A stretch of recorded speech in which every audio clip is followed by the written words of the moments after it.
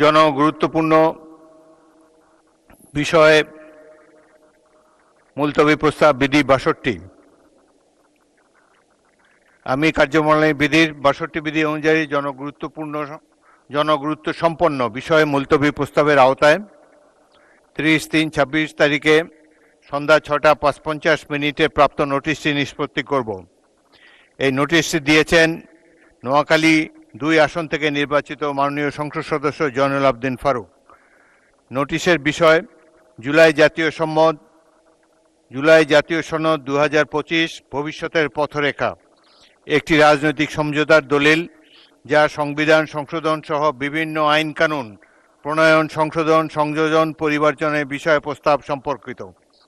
সেই কারণে উক্ত জুলাই জাতীয় সনদ ২০২৫-এর বাস্তবায়ন পদ্ধতি কী হবে সে বিষয়ে সংসদ মুলতবি করে আলোচনা হওয়া প্রয়োজন। কার্যপ্রণালী বিধির ৬৫ বিধি অনুসারে আমি মাননীয় সংসদ সদস্য জয়নুল আবদিন ফারুককে তার মুলতবি প্রস্তাবটি উত্থাপনের অনুমতি প্রার্থনার জন্য আহ্বান জানাচ্ছি। RICL TMX, যুগের পর যুগ স্থাপনা থাকে মজবুত। মাননীয় স্পিকার, আপনার কাছে আমি ৬২ বিধিতে জুলাই সনদের উপর আলোচনার জন্য এই প্রস্তাবটা উত্থাপন করার অনুমতি চাচ্ছি। প্রস্তাবটি উত্থাপন করুন। মাননীয় স্পিকার, আপনাকে ধন্যবাদ।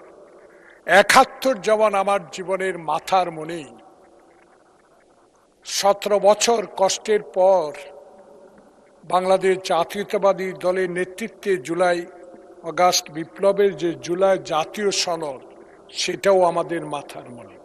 সদস্য, আপনি একজন অভিজ্ঞ সংসদ সদস্য, এই পর্যায়ে আপনি কেবল নোটিশটি পড়তে পারেন। নোটিশটি পড়েন, পরে বক্তব্য দেওয়ার সুযোগ। জুলাই জাতীয় সনদ ২০২৫, নোটিশটি পড়ুন।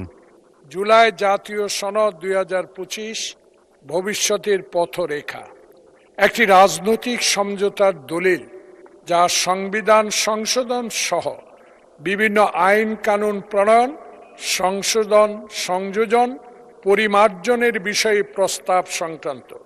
সেই কারণে উক্ত জুলাই জাতীয় সনদ ২০২৫-এর বাস্তবায়ন পদ্ধতি কি হবে সেই বিষয়ে সংসদ মুলতবি রেখে আলোচনা করার জন্য আমি ৬২ বিধি আপনার মাধ্যমে উপস্থাপন করছি। আপনাকে ধন্যবাদ। ধন্যবাদ মাননীয় সদস্য। কার্যপ্রণালী বিধির ৬৫(২) বিধি অনুযায়ী সংসদের অনুমতি পাওয়া মুলতবি প্রস্তাবের ক্ষেত্রে সংসদে কাজের অবস্থা বিবেচনা করে মঞ্জুরি তারিখ হতে ৩ দিনের মধ্যে যথাশীঘ্র স্পিকার কর্তৃক ধার্য দিনে ওই দিনের সর্বশেষ বিষয় হিসাবে অনধিক ২ ঘণ্টা কাল প্রস্তাবটি আলোচিত হবে। সেই হিসাবে আমি আগামী ৫ই এপ্রিল ২০২৬ তারিখ রোজ রবিবার দিনের সর্বশেষ বিষয় হিসাবে ২ ঘণ্টা কাল মাননীয় সদস্য জনাব জয়নুল আবদিন ফারুকের এই মুলতবি প্রস্তাবটি আলোচনার জন্য সময় নির্ধারণ করছি। এই প্রসঙ্গে এটিও একটু বলতে চাই, বাংলাদেশের সংসদীয় ইতিহাসে ৫৩ বছরের ইতিহাসে এই প্রথমবারের মতো ট্রেজারি বেঞ্চের একজন সদস্য মুলতবি প্রস্তাব এনেছেন। যাই হোক, ৫ তারিখে এটি নিয়ে আমরা বিবেচনা করব।